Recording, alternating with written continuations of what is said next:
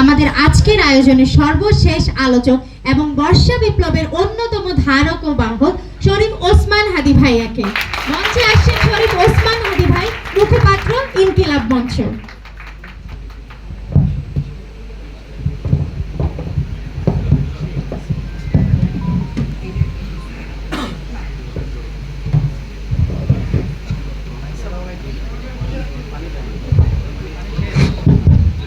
আসসালামু আলাইকুম। বরিশাল বিশ্ববিদ্যালয় ইনকিলাব মঞ্চকে অনেক শুকরিয়া। আর আমার তো আসলে লজ্জাই লাগছে যে মানে এই অডিটোরিয়ামে এমনি তো দাঁড়ানোর জায়গা নাই, প্রচন্ড গরম, পিছনে বুঝতেই পারা যাচ্ছে। তো এর মধ্যেও আপনারা প্রায় 2 ঘন্টা এরকম মানে আমি নিজে আসলে আপনার কথা আমাকে বলেন, কিন্তু আমি নিজে আসলে অত অনার্ট ফিল করি না যে আমার কথা শোনার জন্য বিশ্ববিদ্যালয়ের শিক্ষার্থীরা এরকম দাঁড়াই থাকবে দুপুরে খাবার পরে রেস্ট নিয়ে এরকম প্রচন্ড গরমে। তো আমরা আল্লাহর কাছে সাহায্য চাই, নিজেদের জন্য আপনাদের কাছে দোয়া চাই যে এই যে ভালোবাসা, এই ভালোবাসা তো ন্যূনতম যতটুকু সততার জায়গা থেকে, ইনসাফের জায়গা থেকে আল্লাহ যেন আমৃত্যু আমাদেরকে এটা ধরে রাখার তৌফিক দেন। দ্বিতীয়ত হচ্ছে যে আমি আমাদের দুজন শিক্ষক যিনি কথা বলছিলেন, মানে কিছু মানুষের তো শীত দ্বারা থাকেই শেষ পর্যন্ত, এটা একটা অসাধারণ রিফ্লেকশন যে শিক্ষকরা মানে কিছু কথা আছে, আপনি যত ভালো কথা শিল্পী হন ওটা যদি আপনি ভিতর থেকে না বলেন ওটার আসলে ওই স্পার্কটা ঘটে না, আসলে মানে অন করে বলা, ফিল করে বলা।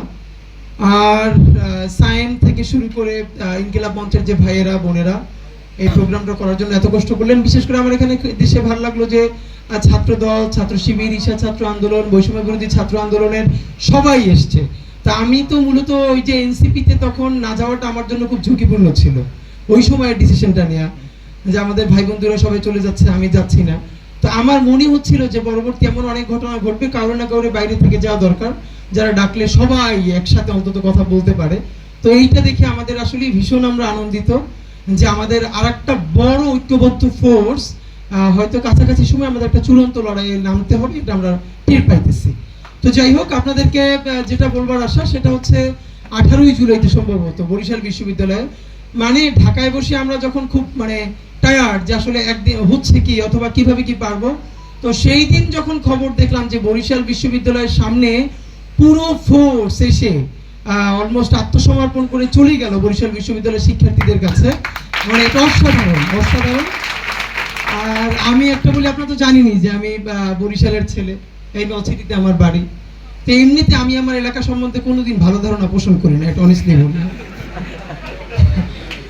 আমি বিশেষ করে বলি যে বরিশাল জন্ম, কিন্তু পড়াশোনা করছে অন্য এলাকায়, তার সাথেও চলা যায় লম্বা সময়, যেমন আমি অথবা আমাদের অনেকে, কিন্তু একদম আজীবন বরিশালের সাথে লম্বা সময় চলা খুব মুশকিল। মানে এর একটা বড় কারণ হলো এখন আমার বাসা সবাই বলে যে তুই নিজে বরিশালীরা, এরপরে আবার বরিশালের বিরুদ্ধে অত বলো। তো এইটা হলো মানে বরিশালের মানুষের একটা নেচার হলো, মানে কেউ সে গোনে না, মানে নিজের কিছুই নাই, মানে নিজের আজকে দুপুরে বাজার করবে কি তাও খবর নাই, তাও আর একজন মানুষের আমরা পাইন মেরি না। মানে এই যে মানুষের সোশ্যাল ডিগনিটি, সামাজিক মর্যাদা, এটা আল্লাহই তো দেয় অতটুকু সম্মানের জায়গা, এই যে কাউরে কেয়ার না করা, এটা তো ভালো কিছু না, এই হলো একটা ব্যাপার। তো যাই হোক, এরপরেও যে আসলে যেটা যে আমি খুব আনন্দিত হয়েছি তখন, আমার এই মনে হয় যে বরিশালে বিশেষ করে পলিটেকনিক্যালের স্টুডেন্টরা নথুল্যবাদে যেই লড়াই, এবং আমরা আপনাদেরকে বলি পুলিশের ডিআইজির মানে ডিআইজি পর্যায়ের কোন কর্মকর্তা ছাত্রদের প্রতিরোধে রাস্তায় ওভাবে অসুস্থ হয়ে পড়ছে একদম, এটা সর্বপ্রথম বরিশালে হয়েছে, এর আগে হয়নি। এবং তখন আমার মনে হয়েছে যে বরিশালের মানুষের মেজাজ গরম, এইটার একটা রিফ্লেকশন তো ঘটলো। তো আলহামদুলিল্লাহ, সেই জায়গা থেকে আমার ভালো লাগা। আপনাদের সাথে আমরা একটু পয়েন্টে যাই যে খুব আলোচনা বর্ণনা হয়ে যায় যে নতুন এই সম্ভবত বরিশাল বিশ্ববিদ্যালয়ের প্রোগ্রামের টপিকটাই আমরা কনক্রিট রাখিনি, এটা একটা ভেইগ আলাপ রাখছি যে নতুন বাংলাদেশ প্রশ্নে মীমাংসার সিলসিলা, যে নতুন বাংলাদেশটা কি, তাহলে মীমাংসাটা কার সাথে হবে, আমাদের সিলসিলাটা কি। তো এইটা এই জন্য যে আমরা আসলে এখন প্রচুর প্রশ্ন উস্কে দিতে চাই। এখানে কি একজন বলছিল যেই আলোচনাটা হওয়ার কথা ছিল 1 বছর আগে, বাংলাদেশের প্রত্যেকটা বিশ্ববিদ্যালয়ে কলেজে এই আলোচনা তুমুল আকারে চলা দরকার ছিল। নতুন বাংলাদেশ কি, নতুন বাংলাদেশ বিনির্মাণে আমাদের প্রত্যাশা কি, কেন হয় নাই, কিভাবে হবে, এই আলাপগুলো যখন বিশ্ববিদ্যালয়ে হয় না তখন মনে রাখতে হয় যে এখানে একটা ফাংশনাল স্টেট বলে আর কিছু থাকে না।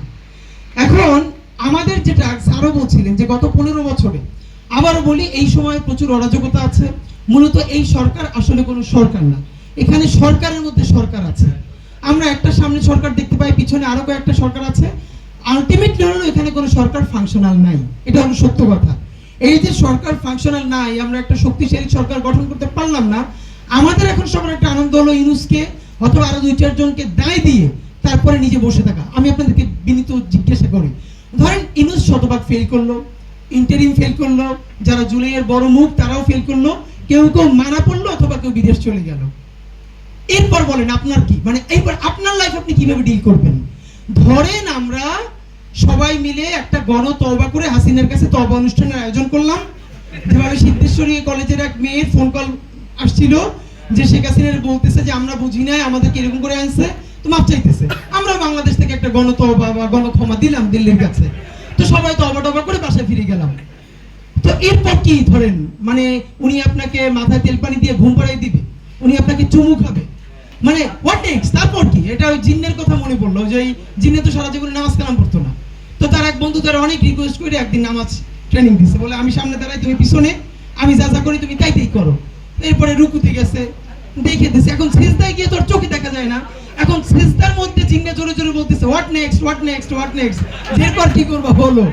তো ফ্যাক্ট হইলো আমাদের যেটা কয়েকটা প্রশ্ন, ধরেন আমরা জুলাই কেউ করি না, এই জুলাই না করলে পরে কি হইতো?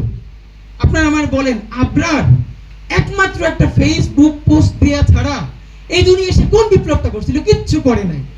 আমরা আবরারের বাড়ি গেছি, আবরারের মা, আবরারের বাবা, ইভেন আবরারের দাদাকে সাথে নিয়ে কবর জিয়ারত করছি। কিছু জিনিস আপনি ওইটাকে টাচ করলে আপনাকে যেভাবে অনুভূতি দিবে এটা অন্যভাবে সম্ভব না। আবরারের মা এখনো তার কাপড় চোপড়গুলো সব একটা রুমে ওরকম রেখে দিছে। আবরারের মা আমাকে বলতেছে যে বাবা, সবাই তো একদিন মরে যায়, যদি আমি শুনতাম আমার ছেলেটারে একটা গুলি করে মেরে ফেলছে, 2-3টা গুলি করছে, ও 5 মিনিটের মধ্যে মরে গেছে। এইটা নিতে আমার যেটা কষ্ট হইতো, কিন্তু আমি এখনো যখন শুধু আমার মাথায় আসে আমার বাচ্চাটারে সারা রাত ধরে পিটাইয়া পিটাইয়া, তার পাশে পুলিশ, ঢাকা শহরের প্রাণ কেন্দ্রের মধ্যে তার সারা রাত পিটাই মাইরে ফেলতেছে, এক ফোঁটা পানি তারে দেয় নাই, আমি বাবা বেহুশ হয়ে যাই, আমি আর এটা নিতে পারি না। আপনি শুধু আপনার মায়ের জায়গায় আপনার মায়ের কথা চিন্তা করেন, আপনারে আমারে সারা রাত ধরে এরকম পিটে, আপনারেরটা হয়েছে কি? এইরকম আপনারের নামে বহু বিশ্ববিদ্যালয়ে, কখনো শিবির নামে, কখনো অন্যান্য নামে কত হত্যাকাণ্ড যে ঘটছে আমরা জানি না, শুধু আপনারেরটা আমাদের সামনে আসলো। এখন কথা হলো আমাদের নিয়ন্ত্রিত আপনারই, আমরা যদি সবাই তওবা করেও কোনো প্রতিরোধ কোনোদিন না করতাম, তাহলে আমাদের পরিণতি এইটা হইতই। তো সুযোগ আপনার আমার দুইটা, একটা হলো চিরস্থায়ী দাস হওয়া, কিন্তু মানুষের মুশকিল হইল সে কোনোদিন চিরস্থায়ী দাসত্ববোধ গ্রহণ করতে পারে না। কতক্ষণ পারে? যতক্ষণ তার বন্ধুর সাথে হয়, তার শিক্ষকের সাথে হয়, মানে যতক্ষণ না তার গায়ের উপরে পড়ে ততক্ষণ পর্যন্ত সে দাসত্ব এলাও করে। যেমন আপনার বন্ধু একটা ফেসবুকে পোস্ট দিয়েছে, তার ডিজিএফআই ধরে নিয়ে গেছে, আপনি বলবেন তোমার এত ফাইজলামি করতে বলছে কে? তোমার শিক্ষক বলবে তুমি এসছো পড়াশোনা করতে, তুমি এখানে সক্রেটিস হইতে আসছো, যা বুঝে খাও। মানে কিন্তু যখনই এই রেপটা আপনার বোন হবে গণধর্ষণের শিকার, যখন আপনার ভাই হবে, তখন কিন্তু আপনি উঠে গালাগালি শুরু করবেন। আমরা বহুদিন ধরে বলবার চেষ্টা করছি, একজন নামেরে আমরা সবাই যদি একদিন একসাথে রুখে দাঁড়াই, তাহলে না বছরের পর বছর আর কাউরে আপনার হওয়া লাগে না। তো আমরা তো জুলাইতে সেইটাই করছিলাম।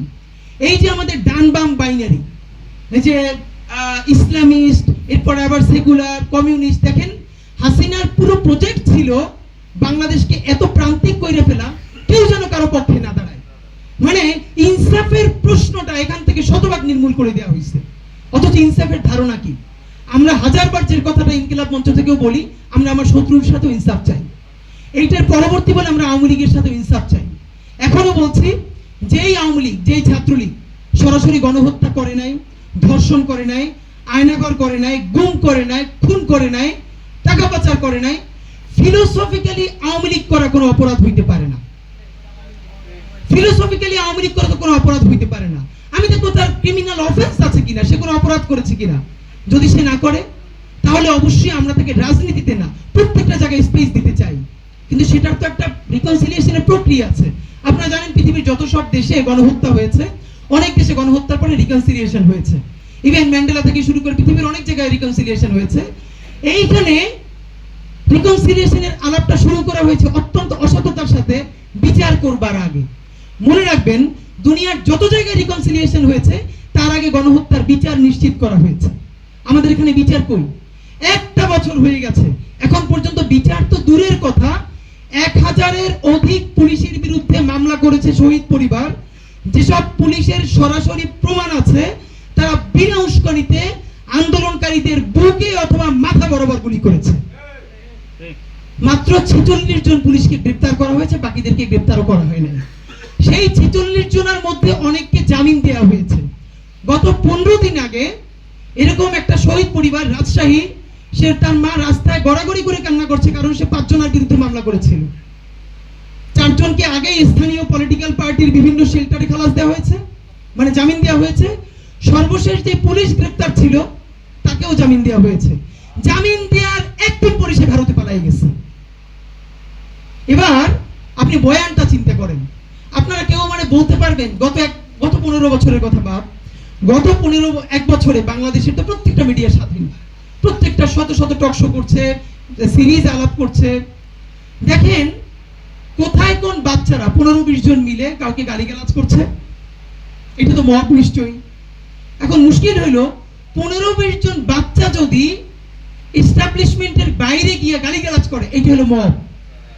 আর 3 স্তরের নিরাপত্তা নিয়ে বিরিয়ানি কাচ্চি খাইয়া শাহবাগের সমস্ত হসপিটাল বন্ধ করে নিচে গিয়ে আপনি যদি রাষ্ট্র ব্যবস্থা ধ্বংস করে আপনি সেইখানে দুনিয়ার নিকৃষ্টতম মব সন্ত্রাস কায়েম করেন, এটার নাম হলো দ্বিতীয় মুক্তিযুদ্ধ। বাংলাদেশের প্রত্যেকটা পত্রিকা দিনের পরে দিন লিড নিউজ করেছে শাহবাগ নিয়ে, কোনোদিন তারা মব বলে নাই। মাহমুদুর রহমান থেকে শুরু করে বাংলাদেশের প্রত্যেকটা মানুষের উপরে যে অকথ্য নির্যাতন হয়েছে, আদালতের সামনে তার মাথা পাঠিয়ে দেওয়া হয়েছে, এগুলো মব না। মব হলো এই 15-20 জন বাচ্চা যারা জুলাইয়ের অনেকে আহত, তাদেরকে আমরা কাউন্সেলিং করতে পারি নাই, তারা এখনো প্রচন্ড ট্রমাটাইজড, তারা কোথাও দাঁড়াচ্ছে। এখন দেখেন বয়ান নির্মিত কেমনে হচ্ছে। বয়ানটা হচ্ছে জাতীয় দৈনিক প্রথম 2-3টা ছোট করে একটা ফুটনোট আকারে ছাপাবে, এখানে এরকম মব হচ্ছে। এরপর তাদের 3-4টা এনজিও একটা রিসার্চ শুরু করবেন। এই বয়ানের রাজনীতিটা খেয়াল করেন, রিসার্চে ওনারা এইরকম বিভিন্ন ইন্টারভিউয়ারকে জিজ্ঞেস করবে, তখন বলবে গত 15 বছর আমরা এরকম আতঙ্কিত ছিলাম না বাসা থেকে বের হওয়ার জন্য, এখন সারাদিন জীবনের মায়া ত্যাগ করে বাসা থেকে বের হই, সারাদিন মব, ভীষণ অরাজকতা।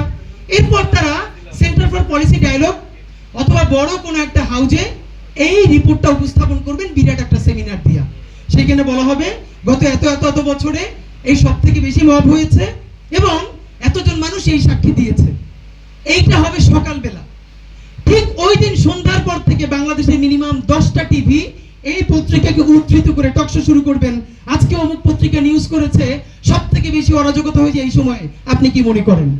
এর মানে পুরো পয়েন্টটার সার্কেলটা আপনি দেখেন। প্রথম তারা ছোট একটা নিউজ করে দিবে, এরপর 3-4টা নিজস্ব প্রতিষ্ঠান তারা এভাবে রিসার্চ করবে, সেইটার ফলাফল আবার তারা পরের দিন লিড নিউজ করবে পত্রিকায়। সেই লিড নিউজ ধরে পরবর্তী 10-15 দিন ধরে প্রত্যেকটা টিভি টকশো করবে এবং এই ন্যারেটিভ এস্টাবলিশ করবে আগেই ভালো ছিল। আমি দেখবেন খেয়াল করে যে আমি ইদানিং খুব কন্ট্রোল টকশোতে যাই, 3 ভাগের অন্তত 2 ভাগ আমি যাই না। ব্যাপার হলো দুনিয়ায় এত প্রশ্ন থাকতে আমাকে এবং ব্যারিস্টার বুহত ভাইকে যে প্রশ্নের উত্তর দেওয়া লাগে, দেশে এত মব কেন, এইটাই মানে আমরা যেন মব নিয়ে পিএইচডি করে ফিরছি মাত্র বাংলাদেশে। তো আমি সেদিনকে একটা টকশোতে উপস্থাপককে বললাম, এই মব যেটা হইতেছে আমরা তো ওখানে যাই না, নাম্বার 1। আপনারা আমাকে বলেন লেস সিগনিফিকেন্ট ইস্যুকে দ্য মোস্ট সিগনিফিকেন্ট কইরে তোলার যে রাজনীতি, এইটা আমরা বুঝি। আপনি গত 1 বছরে যত শত টকশো করেছেন, এখন পর্যন্ত গুম কমিশনে, আই রিপিট, যে গুম কমিশনে 3000-এর অধিক মামলা হয়েছে, যারা প্রত্যক্ষদর্শী যাদেরকে গুম করা হয়েছে, এখন পর্যন্ত বাংলাদেশের মূলধারার একটা টিভি সেই গুম কমিশনের ভিকটিমকে নিয়ে একটা টকশো করে নাই। অথচ নতুন বাংলাদেশের প্রশ্ন ছিল তাদেরকে কোন অবস্থায় গুম করা হয়েছে তারা সাক্ষী দিবে। নাম্বার 2, পিলখানা মেসাকারে একজন শহীদের স্ত্রী আমাদেরকে বলেছে তার হাজবেন্ড অফিসার ছিলেন, যে ফজলেনুর তাপসের গাড়িতে তাকে হত্যা করা হয়ে তারপরে তার লাশটা পুড়িয়ে দেওয়া হয়েছে, তারা লাশটাও পায় নাই। এই শহীদের স্ত্রী থেকে শুরু করে 57 জন অফিসারের স্ত্রীকে কবে আপনারা একটা টকশোতে ডাকছেন? শাপলা গণহত্যা, এটা তো বললে ইজ্জত হওয়া যাবে না, কারণ সে তো আরবান না, এলিট না। শাপলা গণহত্যা নিয়ে আপনারা কয়টা টকশো করছেন? জুলাই তো বাদ। জুলাইয়ের জাতিসংঘ রিপোর্টে 1400-র বেশি মানুষ যারা জীবন দিয়েছে, এই যে বেওয়ারিশ লাশগুলো এখনো পড়ে আছে, তার কয়টা পরিবারকে নিয়ে আপনি সিরিজ টকশো করছেন, ন্যারেটিভ নির্মাণ করছেন? এর একটা নিয়ে একটা মিডিয়া হাউস শো করে না, অথচ সে প্রচন্ড সিরিয়াস একটা মুজিব বাহিনীর কোট আনকোট গুন্ডা, পরবর্তীতে মুক্তিযোদ্ধা হয়ে গেছে, যারে বিএনপি পর্যন্ত স্যাক করছে। তারে নিয়ে কি পরিমাণ মায়া! আমারে বলে একজন বয়োবৃদ্ধের সাথে এরকম করা যাবে? আমি বললাম বয়োবৃদ্ধের সাথে করা যাবে না, তাহলে শিশুর সাথে করা যাবে। আমারে বলল একজন শিক্ষকের সাথে এভাবে বলা যায়? আমি বলি শিক্ষককে বলা যায় না, তাহলে শিক্ষা না তারে গালিগালাজ করা যায়? বলে না, কাউরে করা যাবে না। তাহলে আমি বললাম আপনি কেন ফ্রেমিং করছেন একজন শিক্ষক? সর্বশেষ কোটা হলো একজন মুক্তিযোদ্ধার গলায় জুতার মালা পরিয়ে দেওয়া হচ্ছে। আমি বললাম 2014-তে 154টা আসনে কোনো ভোটই হইতে দেওয়া হয় নাই। যারা বিনা ভোটে এমপি হয়েছে এর মধ্যে মিনিমাম ছিল 50 জন মুক্তিযোদ্ধা। 2018-তে যেই দিনের ভোট রাতে হইল, এই 300 আসনের এমপির তো মিনিমাম 100 মুক্তিযোদ্ধা। 2024-এর ন্যাক্কারজনক ভোটে যত মানুষকে গুম করা হইলো, খুন করা হইলো, এর সাথে কতজন মুক্তিযোদ্ধা জড়িত একবারও কি বলছেন? বিনা ভোটে এমপি নির্বাচিত হইলেন অমুক মুক্তিযোদ্ধা? না, তখন সে আওয়ামী লীগের কর্মী, সে আওয়ামী লীগ নেতা। আর যখনই জনপ্রতিরোধের শিকার হয় তখন আর সে আওয়ামী লীগ কর্মী না, তখন হইল সে বীর মুক্তিযোদ্ধা। মানে এই যে ফ্রেমিং, আমাদের মুশকিলটা হইল জাতি গঠনটা আমরা শুরু করতে পারি না। ঠিক 71-এর পরে যখন ছোট ছোট কমিউনিটি বসে আমরা কেমন জাতি চাই, দেখেন আমরা কেন বাকশালী সংবিধানের বিরুদ্ধে কথা বলি, এটা কোনোদিনও যদি না হয় আমরা কিয়ামত পর্যন্ত বলে যাব এই সংবিধান বাংলাদেশের গণমানুষের সংবিধান না। আপনারা জানেন কিনা, এখন পর্যন্ত একাডেমিক ডিসকোর্সে বলা হচ্ছে না, ইন্ডিয়ার ডিপ্লোমেটরা পর্যন্ত লিখে গেছেন, একাডেমিক প্রুফ আমাদের কাছে আছে, বইতে লিখেছেন যে এই যে সংবিধানের প্রিয়াম্বলটা এটা দিল্লি থেকে লিখে দেওয়া হয়েছে, বারবার কাটছাট করা হয়েছে। এরপরে তারা যেটাকে চূড়ান্ত সাইন করেছেন, তারপরে সেটা বাংলাদেশের সংসদে নিয়ে আসা হয়েছে।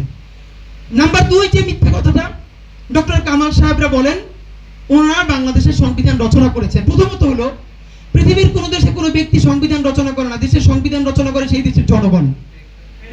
সর্বোচ্চ একটা বডি সেটাকে লেজিটিমেট করে বা সেটাকে সম্পাদনা করে। এর মানে বাংলাদেশের জনগণ বাংলাদেশের সংবিধান প্রণয়ন করার সুযোগ পায় নাই। এই প্রথম কথা। এই যেই মানে আমাদের বাংলাদেশে যেই নির্বাচনে যারা সংবিধান করলেন তাদের তো ম্যান্ডেট ছিল পাকিস্তান রাষ্ট্রের মধ্যে পাকিস্তানের নতুন সংবিধান দেওয়ার জন্য। তারা ইশতেহার ঘোষণা করে তারপর তারা নির্বাচন করেছেন। এর মানে তাদের ম্যান্ডেটে ছিল পাকিস্তান রাষ্ট্রের প্রতি পূর্ণ আনুগত্য এবং পাকিস্তানের সংবিধান। ফাইন। এরপর মুক্তিযুদ্ধ হলো। প্রথম প্রশ্ন হইল, একটা স্বাধীন দেশে নতুন সংবিধান করবার জন্য আপনি কেন নতুন গণপরিষদ করেন নাই? তখন বলা হলো কি, কেন এরা তো আগে নির্বাচিত হয়েছে। আরে এরা নির্বাচিত হয়েছে মানে কি, এদেরকে তো মানুষ ভোট দিচ্ছে পাকিস্তানের এমপি হিসেবে, পাকিস্তানের সংবিধান করবার জন্য। তাদেরকে তো বাংলাদেশ নামক রাষ্ট্র আপনারা যে বানাবেন সেটা তো আপনাদের তফসিলে বলেন নাই। ওকে, তারপরে তারা করলো। সারা বাংলাদেশের কোথাও সংসদের বাইরে একটা গণশুনানি হয় নাই এই সংবিধান নিয়ে। নাম কাওয়াজতে কিছু চিঠি নেওয়া হয়েছে। ওকে, এরপর যে গর্ব নামে মিথ্যা কথাটা শেখানো হয়, বাংলাদেশ হলো এমন একটা দেশ স্বাধীনতার 1 বছরের মধ্যে সে একটা অসাধারণ সংবিধান পাইছে। এইটাই হলো আমার জাতির সর্বনাশ করছে। এটা তো কোনো সংবিধান না, সারা দুনিয়া সমস্ত কপি পেস্ট করছে। এইখানে যেইখানে ইনবিল্ট ডেমোক্রেসি থাকে সেইখানে আর সেকুলারিজম লাগে না। মানে আপনি যেই অর্থে সেকুলারিজম বলেন, প্রত্যেকটা রাষ্ট্র তার মৌলিক জায়গা থেকে এক্সারসাইজ করবে তার অধিকারটা, তো ডেমোক্রেসির কাজটা কি? ডেমোক্রেসির কাজই হইল প্রত্যেকটা মতামতকে স্পেস দেয়া। মানে হইল রাশিয়াকে খুশি করার জন্য সোশ্যালিজম, আমেরিকাকে খুশি করার জন্য ডেমোক্রেসি। এই সবগুলো মিলাইয়া কপি পেস্ট কইরা ইন্ডিয়া যে সম্পাদনাটা কইরা দিছে এটা বাংলাদেশে জাস্ট পাস করাই নেওয়া হয়েছে। এরপরেও যেটা ভয়াবহ ব্যাপার, গণপরিষদ শেষ হয়ে যাওয়ার পর মানে সংবিধান যখন পাস হইল তারপর তো নতুন বাংলাদেশের প্রথম ভোট চুরির নির্বাচন 1973, যেটা শেখ মুজিব নিজে করছে। আপনারা অনেকে একটা তথ্য জানেন কিনা আপনাদেরকে জানাই। দেখেন, শেখ মুজিবুর রহমান যখন 73-এ নির্বাচন করেন, ওনার বিরুদ্ধে যিনি প্রতিদ্বন্দ্বী হিসেবে দাঁড়াইছিলেন সেই আমলে তাকে গুম করা হয়েছে। তার বাড়ি ছিল ভোলায়, মূল বাড়ি। মানে কত বড় অপরাধ! জাতির আব্বা নির্বাচনে দাঁড়াতে বিরুদ্ধে আবার দাঁড়ানোর সাহস করে কে? তুলে নাও মালটাকে গাড়িতে তোল। মানে হিসাবটা কি সোজা? এবং এই প্রথম ভোট ডাকাতি নির্বাচন হইল, খেয়াল করেন আইনি কথা কেউ বলে না, তাদের কখনো সর্বশেষ সুযোগ ছিল ৭৩-এর নির্বাচনের ম্যান্ডেট এটা ঘোষণা করা যে আমরা যে সংবিধানটা করলাম এইটা মানুষ লেজিটিমেসি দিবে, সেটাও রাখা হয় নাই। এরপরে সংবিধান যেটা করা হয়েছে, এই সংবিধান হাসিনাকে ফ্যাসিস্ট বানাইছে, সবকিছু ধ্বংস করছে। বিএনপির প্রতি আমার আফসোস হয়, ইদানিং একটা নতুন বিএনপি দাঁড়াচ্ছে, তারা শহীদ জিয়া এবং বঙ্গবন্ধু খালেদা জিয়ার চেয়েও বড় বিএনপি। মানে এই বিএনপির সিলসিলা কোনটা? সে আসলে জাহাজ নিয়ে কোথায় যাইতে চায়? দিল্লিতে উঠতে চায়। আপনাদেরকে বিনীত কইরে বলি, বিনীত কাকারে, বিএনপি যদি কলিজা কাইটা ভুনা কইরেও দিল্লিতে নিয়ে যায়, কোনদিন আওয়ামী লীগের কলিজা ভুনার মধ্যে যেই স্বাদ শহীদ জিয়ার দলের কলিজায়, ওই স্বাদ দিল্লি পাবে না। এই ভুল আপনারা আরো একবার করছিলেন 14তে বিনা প্রতিদ্বন্দ্বিতায় নির্বাচন হয়ে যাওয়ার পরে। আপনারা দেখবেন সাংবাদিক মাহমুদুর রহমান বিএনপির সাথে আর নাই, কারণ তিনি তারপর বারবার বলতেছিলেন যে প্রতিরোধী একমাত্র উপায়, আপনারা কোনোদিন দিল্লিরে ম্যানেজ করতে পারবেন না। আমি খসরু মাহমুদ চৌধুরী সাহেব থেকে শুরু করে অনেকেই 18 ইলেকশনের আগে দিল্লিকে ম্যানেজ করার চেষ্টা করলেন। চেষ্টা করাটাও খারাপ না, আমরা তো তাদের সাথে ডিল করতেই হবে। তাদেরকে সিম্পলি দেখা পর্যন্ত করতে দেওয়া হয় নাই। এরপর কি হলো? 18 নির্বাচন হলো, তারপর বলা হলো এই যে আমরা প্রতিরোধের কথা বলি, এই সব উগ্র কথাবার্তার কারণেই দিল্লি বিএনপি এবং অন্যান্য গোষ্ঠীকে ক্ষমতায় আসতে দিতে চায় না। সুতরাং এবার আমাদেরকে প্রচুর ভদ্র হইতে হবে, আমাদেরকে সুশীল হইতে হবে, আমাদেরকে এবার প্রতিরোধ হিসেবে প্রচুর রবীন্দ্রসঙ্গীত গাইতে হবে। এরপর আমাদের ভাই বন্ধুরা সবাই প্রচুর রবীন্দ্র চর্চা শুরু করলো এবং 24-এ যা হওয়ার তাই হলো। কিন্তু রবীন্দ্রসঙ্গীত তার মুক্তি এই না দিতে পারলো না।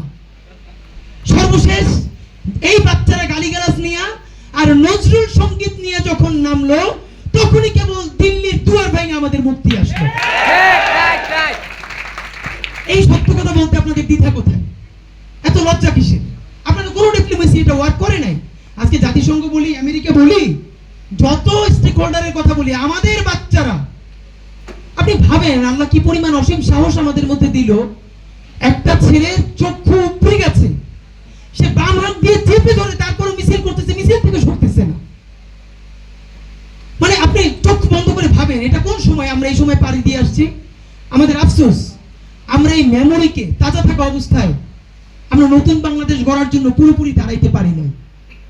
আমাদের রাজনীতিবিদরা, সেদিনকে আমাদের সিনিয়র বিএনপির কিছু ভাইরা আমারে বললেন, এই ইউনুস তিনি দেশটাকে ডুবাইছেন, তিনি একবারও বাচ্চাদেরকে বলে নাই বই খাতা লই এবার বাসায় যাও, কারণ ওরা তো স্বাধীন করে দিয়ে গেছে। আমি বললাম আপনি কারে বই খাতা নিয়ে যাইতে বলেন? নাহিদ রে, হাসনাত রে, ওরা তো মাস্টার্স পাস করে আন্দোলন নামছে, এখন আবার কি গিয়ে স্কুলে ভর্তি হবে? আর যেই বাচ্চাদেরকে বলেন ওরা গেলে সুবিধা হইল, যতটুকু আপনারা অকাশ কুকাশ করেন, একটু চিল্লে পাল্লা করে, এইটাও যেন না করে, এই ডিস্টার্বটা যাতে না হয়। এইটা তো মানে আমাদের মনস্তত্ত্বে যেটা মুশকিল। এখন আমরা ভাই মূলত যেটা আপনাদের সাথে চাই, আমাদের কয়েকটা মৌলিক প্রশ্ন আর সামনে বাড়তে দেওয়া যায় না। এগুলোর আমাদের দীর্ঘ জানাশোনার মধ্য দিয়ে আমাদেরকে ডিল করতে পারতে হবে। 47-এর কথা জাবের বলে গেছে। দেখেন কি ভয়াবহ মনস্তত্ত্ব তৈরি হয়। লিটারেচার কিভাবে ন্যারেটিভ উৎপাদন করে, সুনীল গঙ্গোপাধ্যায়ের পূর্ব পশ্চিম। আমাদের মুশকিলটি হইলো আমাদের এখানের বাচ্চারা যারা মোটামুটি ফেসবুকে সেলিব্রিটি লেখালেখি করে, তারা অন্যদেরকে ব্যাশিং করে কি? তারা মুক্তিযুদ্ধের ইতিহাস পড়ে না, জানে না। আমরা অনেক মুক্তিযুদ্ধের ইতিহাস পড়ি, কারণ কি? কারণ আমি আনিসুল হকের মা পড়ছি। সে উপন্যাস পড়া বিরাট একটা ইতিহাস বেত্তা হয়ে গেছে। এখন আমাদের যে মূল আলাপটা 47-এ একটু খালি খেয়াল করেন, আমি এই আলাপটা বোঝার জন্য আমি যে ইউনিভার্সিটিতে পড়াই, এখানে আমি অনেকদেরকে জিজ্ঞেস করছি যে জিন্না সম্বন্ধে বলো তো, জিন্না কি কি খারাপ করছে? তো একটা হচ্ছে এই 52-তে ভাষা রাষ্ট্র হইতে দেয় নাই, আর 71-এ মুক্তিযুদ্ধে বিরোধিতা করছে। এখন আপনি হাসতেছেন না? এবার আপনার ছোটবেলা রিকল করেন, প্রাইমারি স্কুলে এবং আমাদের হাই স্কুলে আমরা যখন 16 ডিসেম্বর এবং 26শে মার্চের প্রোগ্রামে যেতাম, আমরা দেখতাম সবাই মিলে মাঠে ছোট ছোট নাটিকা করে। এই নাটিকার মধ্যে একটা পাকিস্তানি ক্যারেক্টার থাকতো, যারে সর্বশেষ মানুষ জুতোর মালা পরাই দিত, এবং এই যেই পাকিস্তানি ক্যারেক্টারের জুতোর মালা পরাই দিত তার মাথায় টুপিটা হলো জিন্না টুপি। সুতরাং আমাদের মনস্তত্ত্ব আছে, সে তো মুক্তিযুদ্ধ এরকম মারা গেছে 1 বছরের মধ্যে। পরবর্তী পাকিস্তানের স্বাধীনতা দিবস সে পায়ও নাই। মাত্র 3 মাস থাকার পরে তাকে পাকিস্তানের একটা পার্বত্য অঞ্চলে পাঠিয়ে দেওয়া হয়েছে। মানে জিন্না যখন ক্যান্সার আক্রান্ত তখন পাকিস্তান স্বাধীন হয় নাই। তার ব্যক্তিগত চিকিৎসকরা ডাইকে বলতেছেন যে তুমি ক্রিয়াকাণ্ড করে বলতে হবে আমার ট্রিটমেন্ট করতে হলে আমি আর তুমি ছাড়া দুনিয়া আর কেউ জানবে না, কারণ যদি নেহেরুরা খবর পায় যে আমার ক্যান্সার হয়েছে তাইলে আস্তে করে এটা ঝুলিয়ে দিবে, আমার মৃত্যুর পরে আর কোনোদিন পাকিস্তানের আজাদি হবে না। এবং সত্যই তাই হইত। এবং পাকিস্তান স্বাধীনতার পর 3 মাস মাত্র তিনি ইসলামাবাদে ছিলেন, তারপরে তার ক্যান্সার পুরোপুরি অসুস্থ হয়ে গেলেন এবং তিনি মারা গেলেন।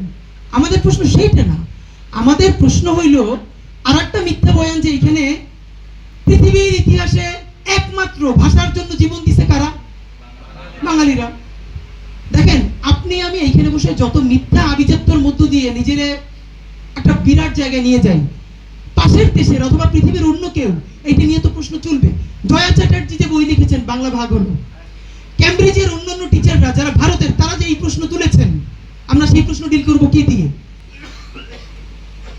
সব থেকে বেশি ভাষার জন্য জীবন দিচ্ছে যে আন্দোলনের মানুষ, আপনারা কেউ তার নাম জানেন?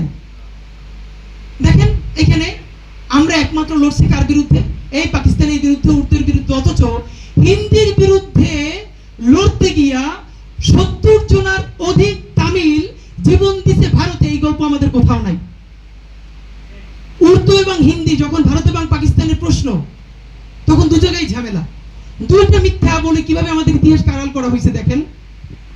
প্যারালালি বাঙালিরা দুইটা ভাষার বিরুদ্ধে ফাইট দিছে এবং জীবন দিছে, একটা উর্দুর বিরুদ্ধে আর একটা হিন্দির বিরুদ্ধে। একটা আমরা জানি আর একটা জানি না।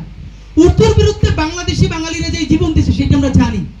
আসামের বাঙালিরা 11 জন শহীদ হয়েছে হিন্দি আগ্রাসনের বিরুদ্ধে। সেখানে হিন্দি ভাষা চাপাই দিতে চায়, আসামের বাঙালিরা বলছে না আমাদের বাংলা এখানে রাখতে হবে। হরতাল হলো, আসামের রেল স্টেশনে সম্ভবত গুয়াহাটিতে 11 জনকে গুলি করে হত্যা করা হয়েছে। কিন্তু দেখেন বাংলার জন্য জীবন দিছে এই বাংলাদেশিদের নাম যেরকম আছে, ভারতীয় বাংলাদেশি বাঙালির নাম নাই, কারণ বাংলাদেশিরা জীবন দিছিল উর্দুর বিরুদ্ধে আর ভারতের আসামের বাঙালিরা জীবন দিছিল হিন্দি আগ্রাসনের বিরুদ্ধে। ইতিহাসে উর্দু আগ্রাসনের বিরুদ্ধে আমার লড়াই আছে, কিন্তু আমি যে হিন্দি আগ্রাসনের বিরুদ্ধে লড়াই করলাম তা নাই, শেষ হয়ে গেল। আসেন দ্বিতীয়ত, আমরা জীবন দিছি, ধরেন বাংলার ভাষা আন্দোলনে একজন মানুষও মারা যায় নাই, তাদের তো তার সিগনিফিকেন্স কমবে না। কিন্তু মিথ্যে বলে যে একমাত্র জীবন দিছে বাঙালিরা, তাহলে এই যে 60 জন তামিলরা, আপনারা জানেন কি এটা যে জওহরলাল নেহেরু সেখানে গিয়ে খুবই একটা বাজে মন্তব্য করেছিলেন। তামিলরা দীর্ঘদিন ধরে লড়াই করছিল যে ভাষা তাদের রাষ্ট্রভাষার মধ্যে তামিল থাকতে হবে। সর্বশেষ তুমুল আন্দোলন হলো, গুলি হলো, 60 জনের অধিক মারা গেল এবং তামিলকে রাষ্ট্রভাষার মর্যাদা দেওয়া হলো। আমি অবাক, আমাদের ঢাকা বিশ্ববিদ্যালয়ের অনেক ছোট ভাইদেরকে জিজ্ঞেস করি, তারা বলে হ্যাঁ একমাত্র জীবন তো দিছে বাংলা।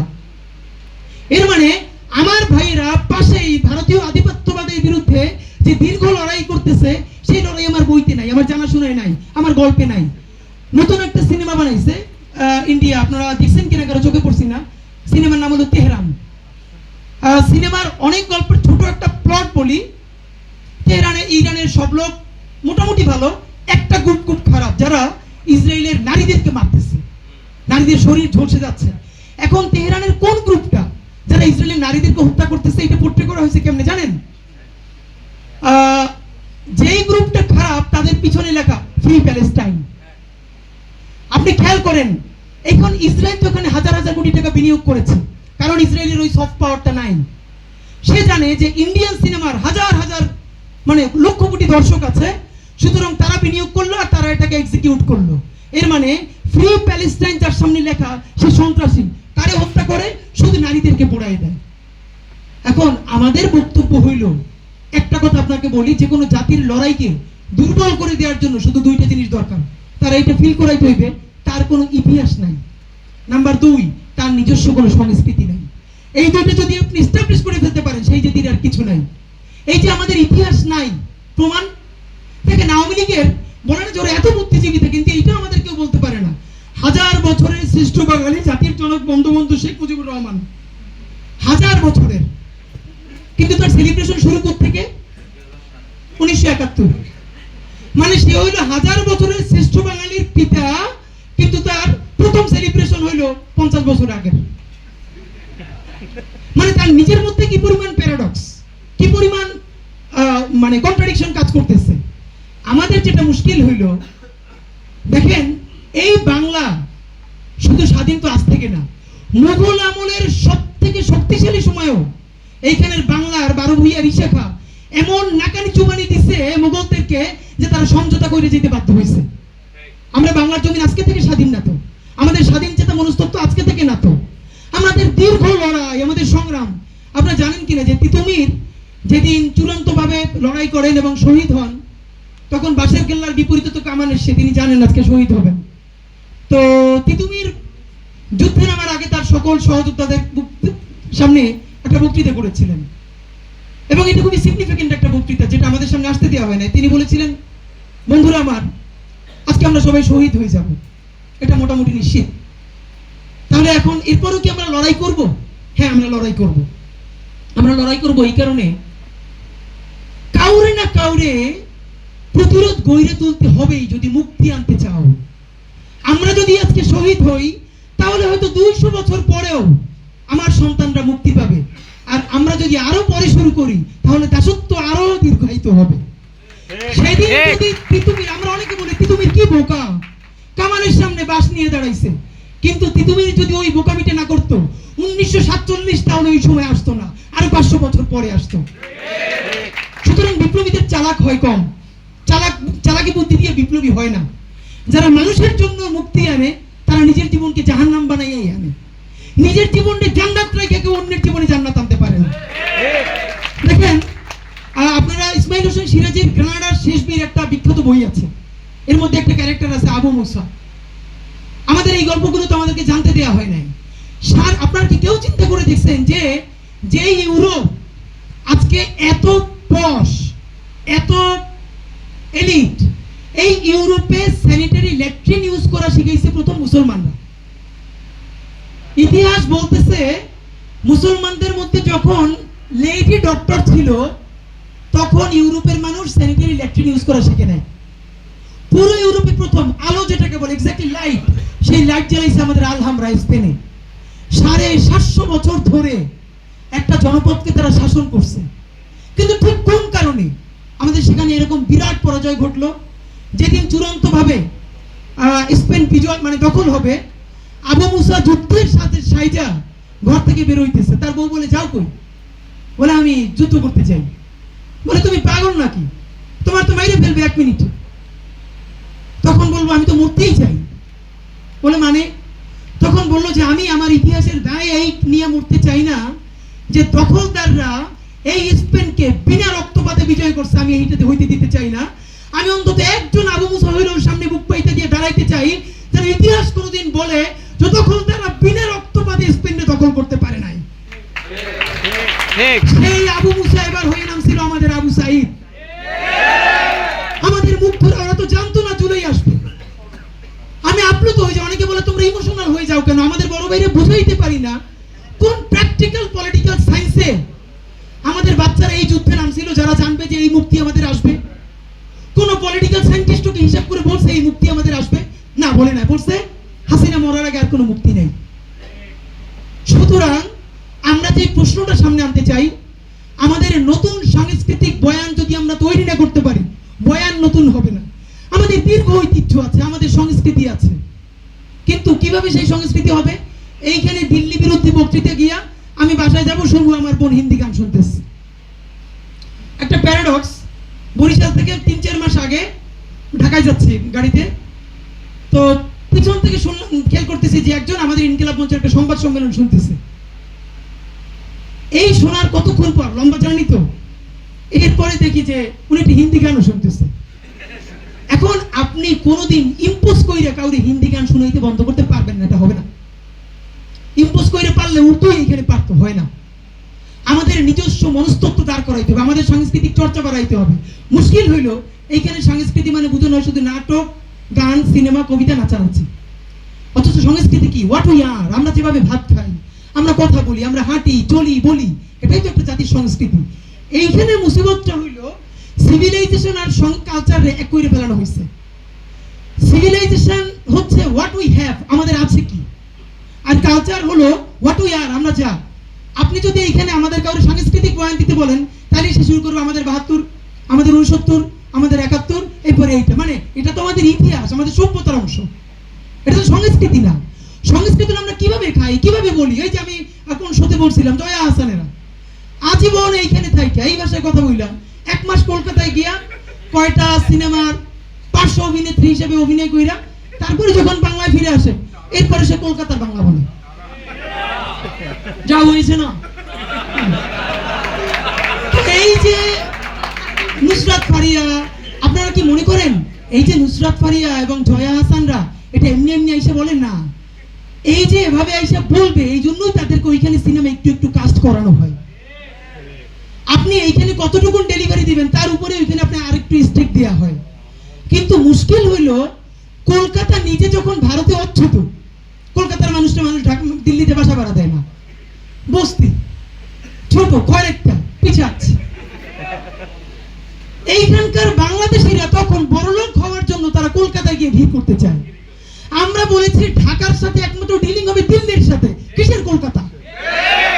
আরে কলকাতা তো তার এতগুলো রাজ্যের একটা, আমরা সেগুলো এখন গুনি। বাংলা মানে এখন শুধু বাংলাদেশ। আমাদের একটা সময় শুধু এই ছিল বাংলা কবিতা আল মাহমুদ লিখেছেন।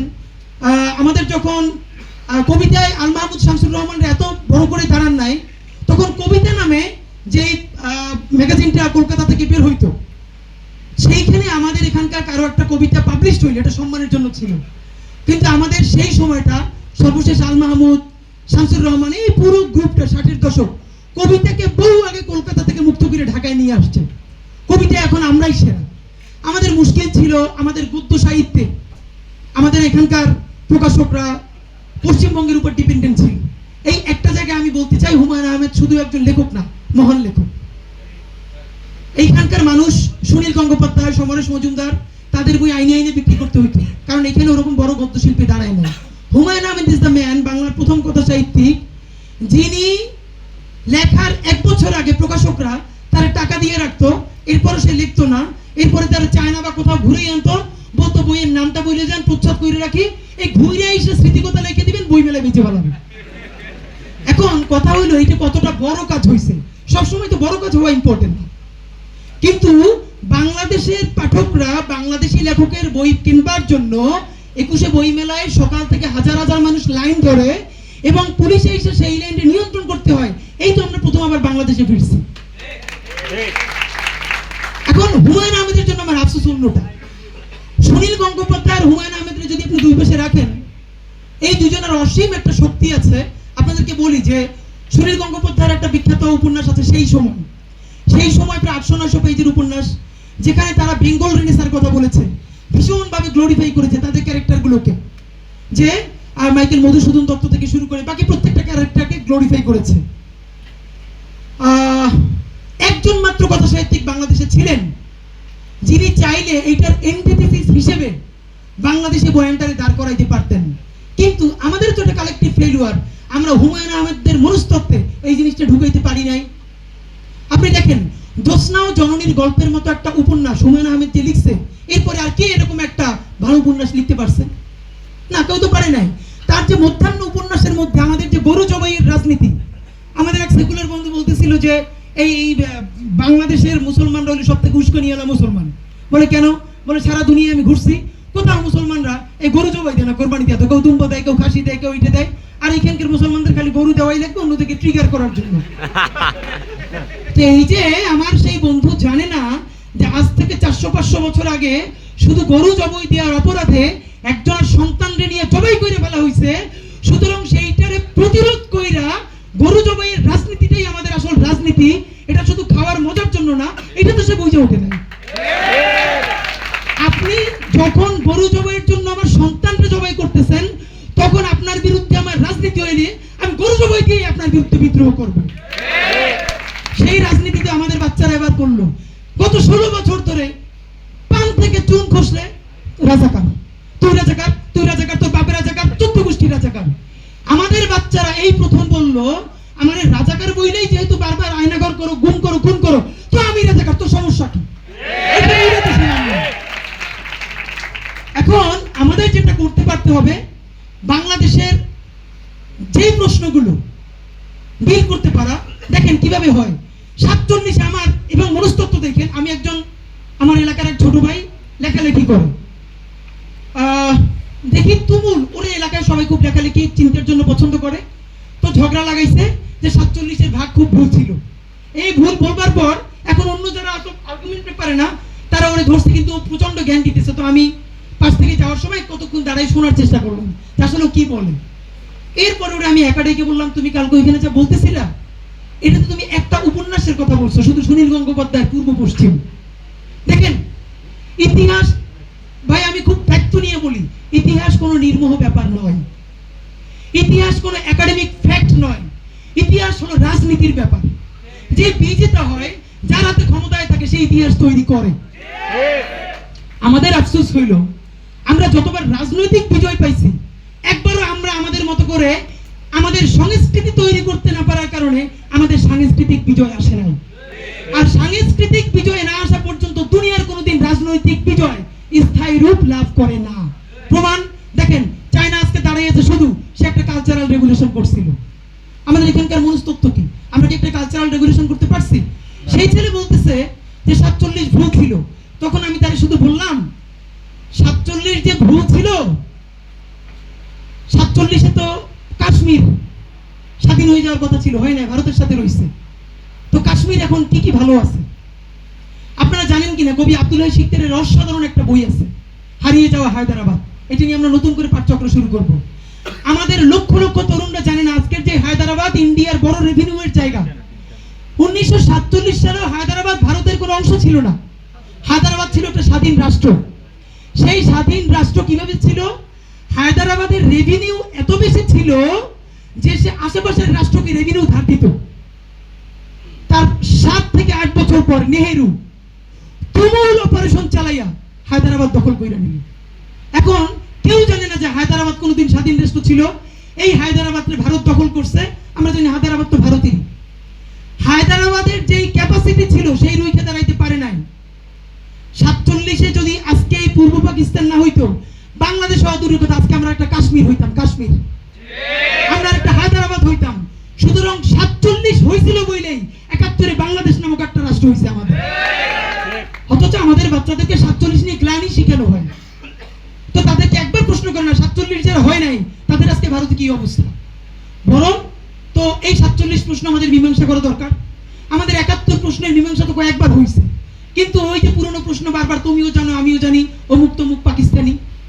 তো ব্যাপার হইলো, এটা আমি বলছিও যে এবার তো বাইরে বলা তো মুশকিল। তো আমার বউ বলছে যে আমি যদি পরে বিয়ে করি বিদেশে, তাইলে হয়তো তুরস্কে অথবা মিশরে অথবা যেন কাশ্মীর করি। আমি কইছি আমার তো কাশ্মীর বাইন্দে রাখবো, কাশ্মীরে তো আর সম্ভব না। তো খাওয়া দাওয়ার জন্য তো পাকিস্তান অন্তত আমি যাইতে চাই, কাচ্চি খাওয়ার জন্য। ওদের ভিডিও টিডিও দেখলে কাচ্চিটা তো মানে ওরা একটা ভিন্ন পর্যায়ে নিয়ে গেছে। মুশকিল হইলো কয়েকটা প্রশ্নের আমাদের স্মার্ট ডিল করতে হবে। শিবিরের সমস্যা হইলো সে নিজেই তার সমস্যা সমাধান করতে চায় না, এবং এই জন্য সে এখন পর্যন্ত বাংলাদেশে নিজে একটা সমস্যা, যেই সমস্যার নাম হলো শিবির সমস্যা।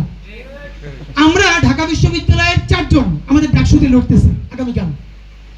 আমরা ঢাকার সারা বাংলাদেশে ওপেন করে দিচ্ছি। আমাদের প্রত্যেক বিশ্ববিদ্যালয়ে আমরা ইনকিলাব মঞ্চ ভিন্ন কোনো প্যানেল দিব না, তবে আমাদের ইনকিলাব মঞ্চের ভাইয়েরা বোনেরা তারা যে কোনো প্যানেলে সুবিধা মতো নির্বাচন করতে পারবেন। আমাদের 3 জন 3টে প্যানেল থেকে করতেছে স্বতন্ত্র। আমাদের একজন শুধু জুমা সদস্য সচিব ও শিবির সমর্থিত প্যানেলে গেছে, যেখানে একজন চাকমাও আছে। ভাই রে ভাই, এই উত্তর দিতে দিতে জীবন ফালাফালা হয়ে গেছে আমাদের।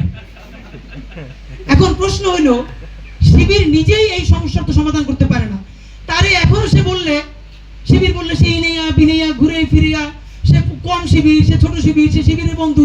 বরং তার উল্টে বলা উচিত, আমি শিবির, তো তোর সমস্যা কি? আমরা যখন উল্টে বলছিলাম যে আমি রাজাকার, তো সমস্যা কি? তো যে শিবির সে শিবির বলবে, যে ছাত্র দল সে ছাত্র দল বলবে। এখন এই শিবির এইটা না বলার কারণে এখন সব টকশোতে গিয়ে আমার একটা প্রশ্ন, সর্ব 2টা, আপনারা কি এনসিপির বি টিম নাকি শিবিরের বি টিম? আমি বললাম যে আপনার কোন টিম বললে আমার শান্তি লাগে। এরপর আমি বললাম, এই যে আমার এটি জিজ্ঞেস করেন, ছায়ানট আর উদিচিরে জীবনে জিজ্ঞেসেন আপনারা কি আওয়ামী লীগের বি টিম নাকি কমিউনিস্ট পার্টির বি টিম? ছায়ানট উদিচিরে জিজ্ঞেস বেলায় নাই, আমারই জিগান, এর মানে আপনার রাজনীতিটা আসলে কি? এখন মুশকিল হইলো ওই সমস্ত এনসিপির প্রশ্নের উত্তর, শিবিরের উত্তর সব গিয়ে এখন করতেছে ব্যারিস্টার ফুয়াদ ভাই আর আমার উপর। তো এইরকম তো আসলে চলা যায়। তো আমরা এই জন্য বিনীত আকারে বলি, যে যেটা করি এটা বুক ফুলিয়ে বলতে পারা দরকার। সর্বশেষ আপনাদের কাছে যেটা আমরা এখন নতুন করে, আগে প্রথমত দাওয়াত দিই, আপনারা যারা ঢাকায় যাবেন অন্তত 1 ঘন্টা সময় রাখবেন ইনকিলাব কালচারাল সেন্টারের জন্য। আমরা বাংলা মোটর ইনকিলাব কালচারাল সেন্টার করেছি প্রচন্ড কষ্ট করে। এইখানে আমরা যে উদ্যোগ নিয়েছি, গত 1000 বছরের বঙ্গ, বাংলা, বাঙালি এর পুরো ইতিহাসটি আমরা খুলে খুলে নতুন করে পাঠ করব এবং সমস্ত প্রোপাগান্ডা থেকে বের হয়ে এসে আমাদের ওখানে ভিন্ন কোনো ন্যারেশন নাই, যে যার মতো করে পড়বে। এখানে আমরা ছোট একটা কফি কর্নার করেছি, যে সবাই এসে সারাক্ষণ যেন চা কফি খেতে পারে, লম্বা সময় পড়তে পারে এবং সামনে টুল নিয়ে পড়বে। পড়তে পড়তে অনেকে ঘুমাই যায়, আমরা বলছি ঘুমাই গেলে কেন ডিস্টার্ব করা যাবে না। মানে পড়াশোনাটা তো সিরিয়াস কাজ না, পড়বে, ঘুমাবে, চা খাবে, কফি খাবে, পড়বে। আর দ্বিতীয়ত হলো জুলাই কেন্দ্রিক বাংলাদেশের যত ভালো সংকলন, যত প্রকাশনী, এইটা আমরা এক ছাদের নিচে রাখছি। আপনি চাইলে এখান থেকে পড়তেও পারবেন, কিনতেও পারবেন। নাম্বার 2, আফসোসের কথা বলি, দেখেন কালচার কারে বলে? প্রতি বছর ফাগুনি, বৈশাখে ছোট ছোট ইভেন্ট আছে না, দেখবেন শাড়িতে, টি শার্টে ফাগুন, বৈশাখ যেভাবে পোট্রি করা হয়, আপনি রাস্তায় নামলেই তো দেখবেন। অবাক করার মতো ব্যাপার, বাংলাদেশে শত শত ফ্যাশন হাউস। জুলাইয়ের মতো একটা ঐতিহাসিক ঘটনা ঘটলো, জুলাইয়ের মতো একটা ঐতিহাসিক ঘটনা ঘটার পরে এই পুরো জুলাই অগস্টে একটা ফ্যাশন হাউস একটা টি শার্ট করে নেয়, জুলাই নিয়ে একটা শাড়ি করে নেয়। তা আপনারা বলেন, জুলাইয়ের প্রথম বছরে একটা টি শার্ট নাই, শাড়ি নাই, কিচ্ছু নাই, তাহলে আপনার মনস্তত্ত্বে আপনি রাস্তাঘাটে ঘুরতে ফিরতে আপনি জুলাই দেখবেন কোথায়? আপনি কয়দিন গ্রাফিতি এঁকে রাখবেন? হবে না তো। তা আমরা কি এটা মাগনা মাগনা করবো না? এইটা মানুষের যে বিজনেস করে তার মনস্তত্ত্বে আসতে হবে যে এটা বিজনেসে না। যতক্ষণ না পর্যন্ত জুলাইকে আমরা আর্টে, কালচারে, বিজনেসে, ফ্যাশন এস্টাবলিশ করতে পারবো, ততক্ষণ পর্যন্ত এটা কালচারাল এস্টাবলিশ হবে না। সুতরাং আমরা উদ্যোগ নিয়েছি বইয়ের বাইরে টি শার্ট, শাড়ি, পাঞ্জাবি থেকে শুরু করে ব্যাগ, প্রত্যেকটা জিনিস আমরা ইনকিলাব কালচারাল সেন্টারে নিয়ে আসতেছি। সেদিনকে আমরা নজরুল নাইট করেছি। একদিনের প্রস্তুতিতে নজরুলের বিভিন্ন কবিতা লিখে আমরা টি শার্ট বানিয়েছি। দেখেন সারা বাংলাদেশে কোথাও নজরুলের নামে টি শার্ট নাই। এখন আমরা উদ্যোগ নিয়েছি কবি জসিমউদ্দিন, জীবনানন্দ দাশ, আল মাহমুদ, ফজলুল আহমদ থেকে শুরু করে আমাদের যে বাংলাদেশি ধারার প্রধান প্রধান কবি, তাদের প্রত্যেকের নামে আমরা সুন্দর সুন্দর টি শার্ট করে আমরা মার্কেটিং শুরু করব। আমাদের প্রধান কাজ বিজনেস না, কিন্তু এইখান থেকে 100 মানুষ টি শার্ট পরে যখন রাস্তায় ঘুরবে, তখন ফ্যাশন হাউস বিজনেসের কারণেও সেও এই কাজ করা শুরু করবে। আমরা সেইটাই চাই। সুতরাং এবং আপনাদেরকে জানাই যে আমরা কিছু শাড়ি বানাইছি, শাড়ির পাড়ে পাড়ে লেখা দিল্লি না ঢাকা, ঢাকা ঢাকা, বুক পেতেছে গুলি কর, কে বুকের মধ্যে অনেক জ্বর, বুক পেতেছে গুলি কর। এবং আমরা বেশ কিছু শাড়ি শুধু ট্রায়াল দিতে আনছিলাম, সব শাড়ি আমাদের 2-3 দিনের মধ্যে শেষ হয়ে গেছে। আমরা যে টি শার্ট নিয়ে আসছিলাম গতকালকে শুনি জাবের কাছে সব টি শার্ট শেষ। এর মানে কেউ যদি এখন এখানে একটা ব্যাপার আছে ভাই, খয়রাইতে মরিতে যা ইচ্ছে তাই একটা বানিয়ে দিবেন ভাই, কিনেন, এসব হবে না। কি একটা সিনেমা বানানো লাগবে, নাটক বানানো লাগবে। এখন জুলাইয়ের অনুপ্রেরণায় ওই সিনেমাটা ভালো না হইলেও আমি ওতে একবার দেখবো, থাক কষ্ট করে বানাইছে, কিন্তু দ্বিতীয়বার মনে চাবেন। এভাবে ইম্পোস্ট নাটক, সিনেমা, টি শার্ট এটা দিয়ে কাজ পারবেন না যে আপনার ফজিলত বর্ণনা করে সিনেমা দেখার লাগবে, তা হবে না ভাই। এমন আর্টিস্টিক সিনেমা, এমন ক্রিম নাটক, এমন আর্ট সেন্স এন্ড ফ্যাশন লাগবে, মানুষ যেন চরকিতে 20 টাকা দিয়ে কিনেই ওই নাটকটা বা সিনেমাটা দেখে। মানুষ ঘুরতে গেলে সব থেকে ভালো টি শার্টটা যেরকম কেনে, ওই টি শার্টটা যেন ওইভাবেই কিনতে পারে, ওইভাবে আর্টিস্টিক হইতে হবে, বিনা পয়সা হবে না। এখন আমাদের অনেকেই দৌড়ে আসে, ভাই খুব ভালোবাসি। তাই আমি বললাম আপনার ভালোবাসা দিয়ে আমি কি করবো? প্রথমত আপনি ছেলে মানুষ, একটা সুন্দর মেয়ে বললেও এটা একটা ফিলিং তৈরি হয়, যেন একটা মেয়ে বসছে, তা আপনি ছেলে মানুষ বললেন আপনার। দ্বিতীয়ত আপনার ভালোবাসা, আপনার পয়সা থাকলে পয়সা দেন, আর নইলে দোয়া করেন। আপনি যে 5 মিনিট সময় নেয় এতেও কাজের ক্ষতি হয়। আমি খুবই রাফ, মানে এভাবে বলি, ধরেন এরকম 5 মিনিট করে সবাই সময় দিলে কাজ করবো কোন সময়? তো ভালোবাসলে যেটা করবেন, পয়সা থাকলে আগে পয়সা দিবেন, পয়সা না থাকলে, পয়সা থাকুক আর না থাকুক আমাদের জন্য দোয়া করবেন। আর আপনার যখন সুযোগ হবে আমাদেরকে জিনিসপত্র কিনে কেটে সাপোর্ট করবেন। দেখেন জাতিসংঘ যে প্রতিবেদনটা দিছে আওয়ামী লীগের গণহত্যা নিয়ে, ঐতিহাসিক দলিল, বাংলাদেশে দেখলাম এইটা নিয়ে কোনো আলাপ নাই। জাতিসংঘ অ্যাড্রেস করতেছে যে আওয়ামী লীগ এইখানে কমপক্ষে 1400 মানুষকে হেলিকপ্টার থেকে গুলি কইরা লাশ চালাই দিয়ে মাইরে ফেলছে। এই ঐতিহাসিক দলিল, বলেন তো বাংলাদেশের আর কোন রাজনৈতিক দলের ব্যাপারে, অথবা গত 200 বছরে এই উপমহাদেশের কোন রাজনৈতিক দলের ব্যাপারে আন্তর্জাতিক কোনো কমিউনিটি এই দলিল দিছে না, সেই দলিলের বাংলা অনুবাদ কই, কেউ করলো না। সেই দায় আমাদের ইনকিলাব মঞ্চের নিতে হইল। টাকা ধার করে আমরা সেই ইংরেজির বাংলা অনুবাদ করাইছি। সেই বাংলা অনুবাদ এখন ওটা উচিত কি, বাংলাদেশের প্রত্যেকটা বিশ্ববিদ্যালয়, কলেজে, পাঠাগারে এগুলো যাওয়া, মানুষ পড়া। এটা পারতো বিএনপি, এটা পারতো জামাত, এইটা পারতো অন্যান্য রাজনৈতিক দল, তাদের ক্যাপাসিটি আছে না, এখন তাদের ক্ষমতা লাগবে, তাদের সাংস্কৃতিক লড়াই দরকার নাই। কিন্তু এইটা না কইরা সে যে সর্বোচ্চ ক্ষমতায় থাকতে পারবে 5 বছর, সে যে আর ক্ষমতায় থাকতে পারবে না এই বুঝটাই তার নাই। সে যদি 50 বছর ক্ষমতায় থাকার চেষ্টা করতো, তাইলে সে এখন কি করতো, এইরকম হাজার হাজার বই প্রকাশ করতো, নাটক বানাইতো, সিনেমা বানাইতো। আমাদের টাকা থাকলে হলিউড থেকে ধৈর্যই না 10 জন ডিরেক্টর বাংলাদেশে আনতাম, আইনা সারা বাংলাদেশ ঘুরাইতাম শহীদদের বাড়ি, তারপর বলতাম যে এবার তোমরা সিনেমা বানাও। বাংলাদেশে 2টা সিনেমা বানাইতে পারে না, হলিউড তো দূরের কথা। তা আপনি কিভাবে টিকবেন? এখন এই আন্দোলনের বেনিফিশিয়ারি বিএনপি না, জামাত ইসলামী না, বলেন তাদের এই ইনিশিয়েটিভ কোথায়? মানে মুশকিলটা হইলো এই সমস্ত দায়টাকে যেন আমাদের এই ছাত্রদের পড়ছে। যাই হোক, এখন দেখেন বিএনপি জামাত তারা পারুক আর না পারুক, তারা এসে কেউ আপোষ করুক অথবা তারাও মার খাবে। কিন্তু আমি যেটা মনে করতেছি আপনাদেরকে সর্বশেষ বলি, আপনারা ভাই দীর্ঘক্ষণ, আমার মনে হয় আমি গত 1 বছর আজকে সব থেকে দীর্ঘ বক্তৃতা করলাম। আপনাদেরকে যে জরুরি কথাটা বলা দরকার, আমরা বুঝতে পারতেছি, আমার ধারণা আপনারাও কয়েকদিনের মধ্যে বুঝতে পারবেন, সম্ভবত সামনে আমাদের সব থেকে সংকটের সময়টা আসতেছে। আমরা ভারতীয় আধিপত্যবাদের আইকনটারে সরাইতে পারছিলাম, এখানে ভারতীয় আধিপত্যবাদের কিছুই আমরা করতে পারি নাই। তারপরে এস্টাবলিশমেন্ট, পুলিশে, বিউরোক্রেসিতে, আর্মিতে, সব জায়গায় শুধু থেকেই যায় নাই। আমার মনে হয় গত 15 বছরের মধ্যে বাংলাদেশে এখন সব থেকে বেশি ইন্ডিয়ান এজেন্সি অ্যাক্টিভিটি করতেছে। এমন অবস্থা, আমি আমার বউর সাথে কথা কইলে মনে হয় যে আমার বউর সাথেও রয়ের একটা কোনো কিছু আছে কিনা আমি তো জানি না। মানে এমন ভয়াবহ অবস্থা, অনেক দেশের এজেন্সি এখানে কাজ করতেছে। কিন্তু অফকোর্স ইন্ডিয়ান হেজিমনি, আমার মনে হয়, আমার কাছে কোনো প্রুফ নেই, বাট আমার পারসেপশন বলে সামনে আরেকটা লড়াই আসবে। এই লড়াইটা ভারতীয় আধিপত্যবাদ একটা মরণ কামড় দিবে। এই মরণ কামড়ে যদি আমরা হেরে যাই, তাহলে আমাদের পরিণতি হবে সিপাহী বিপ্লবের যোদ্ধাদের মতো। আর যদি আমরা জিতে যাই, তাহলে ভারতীয় আধিপত্যবাদ অন্তত কয়েক যুগের জন্য এখান থেকে একটু হলেও দূরে সরে যেতে বাধ্য হবে। সিপাহী বিপ্লবের জন্য এই কথা বললাম। দেখেন, সিপাহী বিপ্লব সফল হয়ে গেছিল 90%।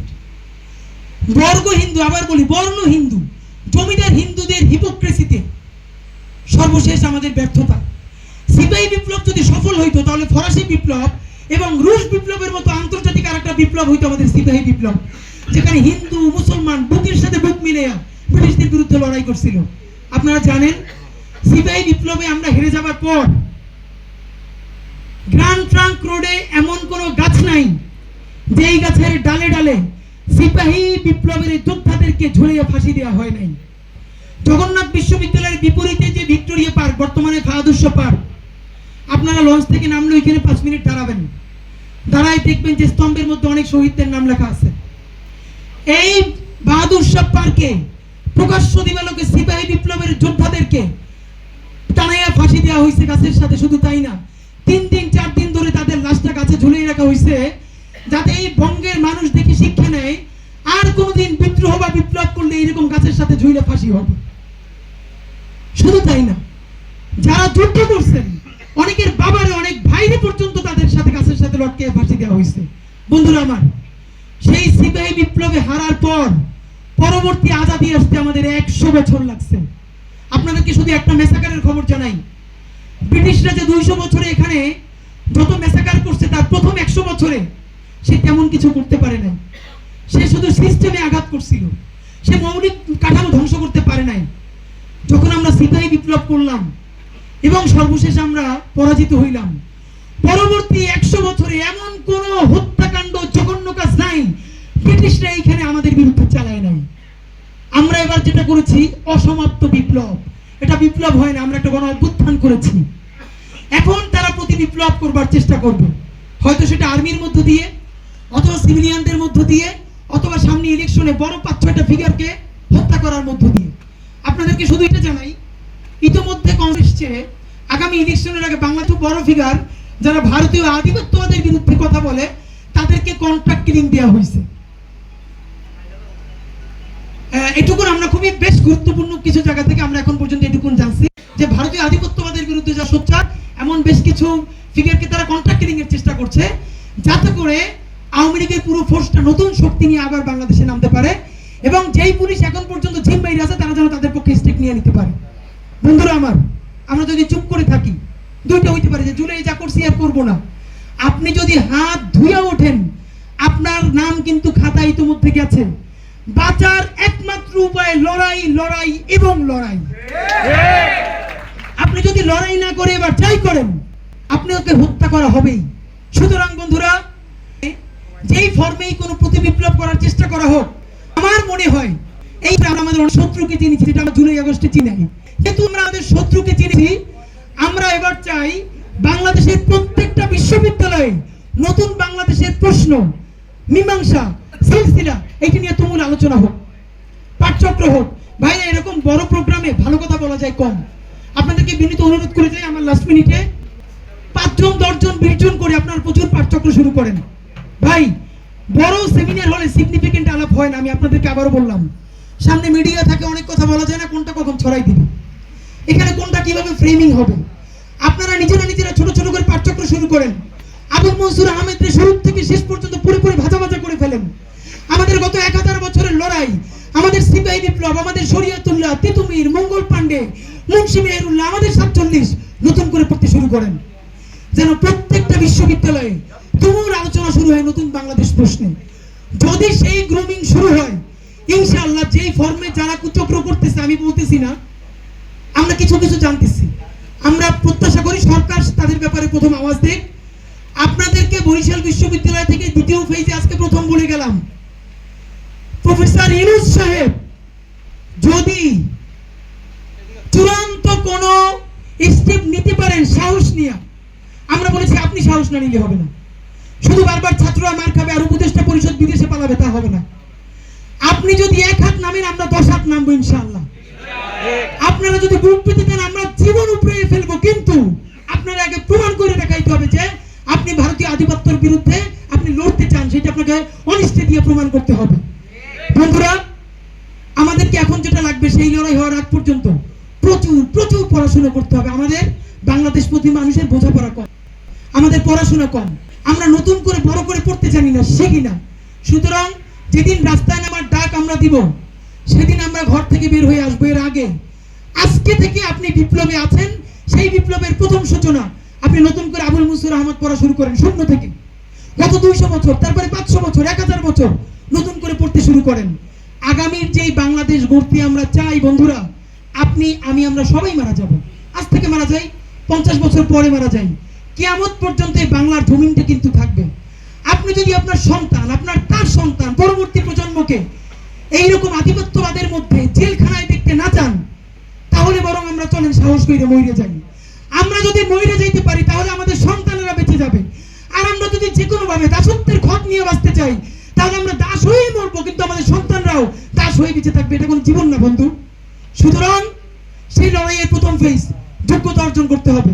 চলেন আমরা আজকে থেকে নিজে নিজে ওয়াদা করি যে আমার এই লড়াইটাই এবার কাজ হলো কম ফেসবুক, কম ইউটিউব, বেশি পড়া, বেশি পড়েন। আমরা ইংলিশে আমাদের বন্ধুদেরকে যদি বলি সিএনএন, আল জাজিরা ব্রিফ করো, পারে না।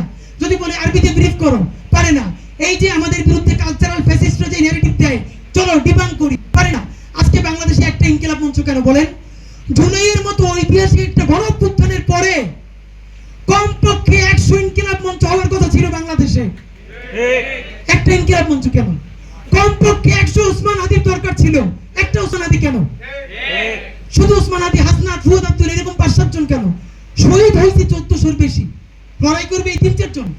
আমাদের যোগ্যতা কোথায়? সুতরাং আপনাদের প্রতি বিনীত অনুরোধ, ভাইরা চলেন আমরা নতুন বাংলাদেশ বিনির্মাণে আমরা নতুন করে পড়াশোনা, আর হ্যাঁ শুধু বই পড়া না, সিনেমা দেখা, দুনিয়া বোঝা, কিন্তু বাংলাদেশ প্রশ্নে নতুন করে ভাবতে শেখা। আপনারা যদি এই আলোচনা শুরু করেন, তাহলে এমন কোন শক্তি নাই যে চিরতরে আমাদেরকে আবার দিল্লির পায়ের তলে ঠেলে দিতে পারবে ইনশাআল্লাহ। সুতরাং আপনাদের কাছে বিনীত অনুরোধ, শুধু এই অনুরোধটা যে যেদিন আমরা ডাক দিব, আপনারা চূড়ান্তভাবে আমরা চাই সেই প্রতিরোধটা যেন আবার বরিশাল বিশ্ববিদ্যালয় থেকে শুরু হয়। আমরা আমাদের বিপ্লব বিশ্ববিদ্যালয়ে পড়াশোনা করতে গেছে, এর মানে সে স্বাধীনতার সার্বভৌমত্বের বন্ধক দিয়ে বিশ্ববিদ্যালয়ে যায় না। সে তার প্রেজেন্টেশন দিবে, অ্যাসাইনমেন্ট করবে, লেখাপড়া করবে, আবার যখন দেশের জন্য জান দেওয়া লাগবে সে সবার আগে দেশে নামবে ইনশাআল্লাহ। সুতরাং যদি কোনো এজেন্সি, যদি কোনো বাহিনী আওয়ামী লীগকে পরবর্তী নির্বাচনে নৌকা সহ ফিরিয়ে আনার বুদ্ধি করো, আবারও বলি তোমাদের একমাত্র পরিণতি হবে দিল্লি ছাড়া তোমরা আর বাংলার জমিনে জায়গা পাবে না। দেখেন, এই যে নতুন বাংলাদেশ প্রশ্নে আমরা একটা কথা যে সততার সাথে বলি, আগে সবাই আমাদেরকে পাকিস্তান পাঠানো হয়েছে। আমি অত্যন্ত গর্ববোধ করি আমাদের এই জেনারেশনকে নিয়ে। আমি গত 1 বছরে কাউরে দেখি নাই কোন আওয়ামী লীগকেও আমরা বলছি যে ভারত পাঠিয়ে দেওয়া হবে। তারা বাংলাদেশের ভূমিপুত্ররে পাকিস্তান পাঠাইতে চায়, কিন্তু তারা গণহত্যার পর আমরা তাদেরকে ভারতে পাঠাইতে চাই না। আমরা বলি তওবা করো, মাফ চাও, নতুন বাংলাদেশে বিনির্মাণে অংশ নাও। সুতরাং আপনাদের প্রতি বিনীত অনুরোধ, বাংলাদেশ যখন ডাক দিবে আপনারা বুক পেতে দাঁড়াবেন। তার আগ পর্যন্ত পড়াশোনায়, সাহিত্যে, সংস্কৃতিতে, মনস্তত্ত্বে নতুন বাংলাদেশ বিনির্মাণের জন্য আজকে থেকে আপনি আপনার নিজের বিপ্লব শুরু করবেন ইনশাআল্লাহ। করবেন না আপনারা? এই বিপ্লব আজ থেকে 20 বছর পর যদি শত শত হাজারো যোদ্ধা দাঁড়ায় যায় যারা তুমুল যোগ্য, ইনশাআল্লাহ এইবার যেভাবে আমাদেরকে বিপ্লব বেহাত করা হয়েছে, পরবর্তী বিপ্লব আর কেউ বেহাত করতে পারবে না। সুতরাং ইনকিলাব মঞ্চে যারা বরিশাল বিশ্ববিদ্যালয়ে কাজ করে তাদেরকে আপনারা আপনাদের সাধ্যমতো সহযোগিতা করবেন। ঢাকায় আসলে অবশ্যই ইনকিলাব কালচারাল সেন্টারে 1 ঘন্টার জন্য হলেও আসবেন। ইনকিলাব কালচারাল সেন্টারের মতো বাংলাদেশের প্রত্যেকটা জেলায়, বিশ্ববিদ্যালয়ে আপনারা নিজেরাও কালচারাল সেন্টার করে তোলেন। আশা করি এই বিপ্লব তুরন্ত করি নাই, কিন্তু নতুন বাংলাদেশের যে বিপ্লব তার সূচনা বিন্দু শুরু হয়েছে 24 থেকে। আমরা থামবো না, আমাদের থামানো যাবে না। আমরা হয়তো মরে যাও, শহীদ হয়ে আল্লাহর কাছে পৌঁছে যাব, আর যতক্ষণ বেঁচে থাকি ততক্ষণ আধিপত্যের বিরুদ্ধে লড়ে নতুন বাংলাদেশের জন্য, ইনসাফের বাংলাদেশের জন্য নিজের জীবনকে জাহান্নাম বানাইয়া বাংলাদেশের নতুন জান্নাত আনবো। বাংলাদেশ জিন্দাবাদ, ইনকিলাব জিন্দাবাদ।